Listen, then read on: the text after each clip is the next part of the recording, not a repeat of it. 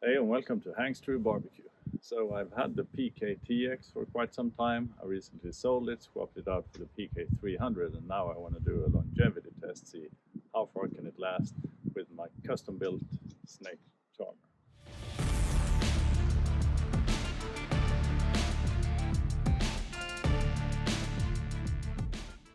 Let me just assemble the thing, we'll put it together real quick and then we can get started firing it up.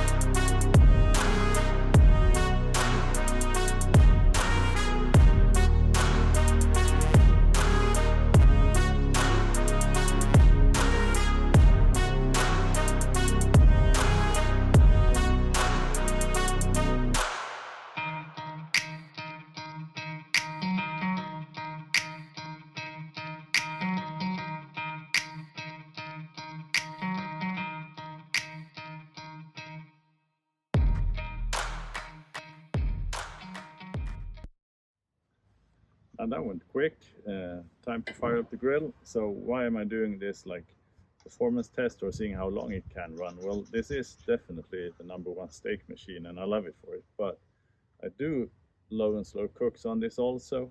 So far I've been doing it with this kind of a snake version. Well, the version of the snake method, putting fireproof bricks in here. But I figured there are two reasons I didn't. It was good, but it wasn't optimal. So I created or fabricated a small device which I call the snake charmer, registered trademark by me. I haven't decided whether I should fabricate this and sell it or not, but at least I wanted to give you a quick look and we can do a performance test. So I'll just get the camera over here to inside the grill and I'll show you what I mean. So what I did was I got the fireproof bricks, 2 of them. I placed one right here and another one here, like in an L shape. I could start the snake over here, let it wiggle its way all the way over, and I got quite a few hours of burn time, which was nice. I guess the main drawbacks were 2 things. One, it was quite heavy to hold this actual grill around, and I don't have any specific outdoor kitchen, so I bring it out, take it back when I'm done.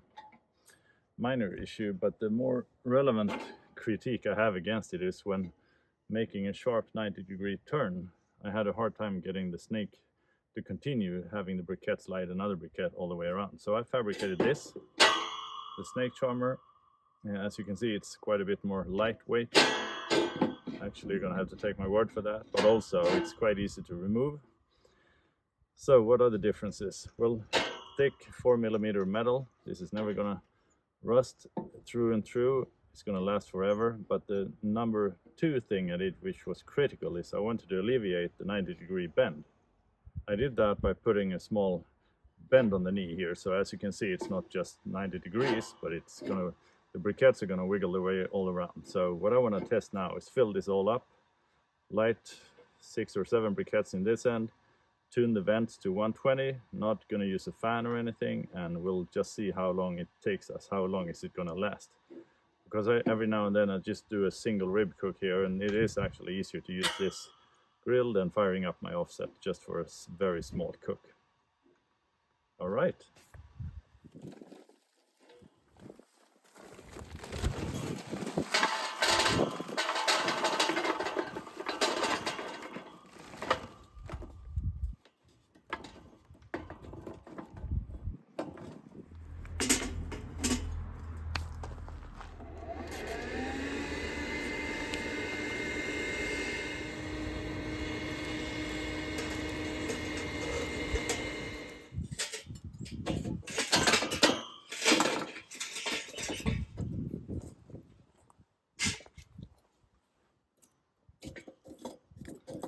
So that should get our snake started. I did open the vent right here, close that one, and then do the opposite in the lid, of course. So the warm, hot air comes up here over the food, which we don't have today, but still, same principle. Let me just get the grates.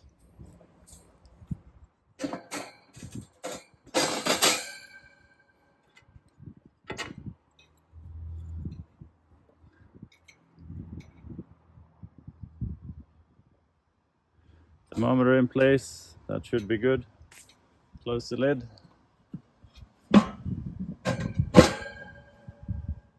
So exciting times, first run. Just gonna get this up to temp. I'm gonna tweak the vents just a bit. Again, I'm not running an automated cook. I just wanna see how it behaves by itself. The good thing about using a snake, of course, is that the snake is equal width, which means it's not gonna get crazy hot. So hopefully everything's gonna pan out as planned. We're off to the races, or at least the snail races. Hopefully I can get a good 6 hour, 7 hours out of this one, but we'll see at the end of the day. I'll report back.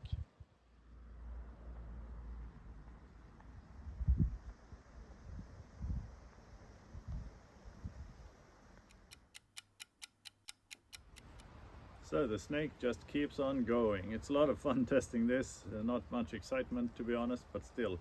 We're 8 hours in and it just keeps on humming. This is brilliant. I'm going to show you the temp chart real soon. There are two things that happened. Both things were on me, to be honest. One thing is I thought everything was running so smoothly. We're at like 122 and I went in for lunch, left it for 40 minutes, and what happens? Temp starts creeping up. So it did go up to 140 Celsius before I managed to catch it and pull the vents down. So it was within 10 minutes I was back to 125 again, so no big deal. The number two thing that happened was right after that. You can see that in the temp chart. Is curiosity got the better of me, so I just had to open the lid and see where the snake was at. Didn't have to do that, but I really was curious. I was right in the middle of the bend, so there's plenty of hours still to go. Except for that, the scale of the chart is actually quite good, because that means even when you look at it you think there are variations. It's actually been between ±3 degrees for 8 hours straight, except for, of course, my two mistakes, to be honest. But I mean, it's just humming along nicely. Weather's getting bad. I'm not going to be outside in the rain, so I'm going to stop shooting the video now, but in post-processing I'll let you know down here with the text to indicate how long did it run, because right now again 8 hours and it's still just ticking, so which is really good. Good fun first test. The snake charm is definitely the way to go. I'm going to improve a few things still. It is a prototype, very good prototype, but I want to tweak a few things. Anyhow, I'm exceptionally happy with the first dry run. Next time to cook something, most likely Iberic ribs, so stay tuned. Thanks for watching. See you guys next time.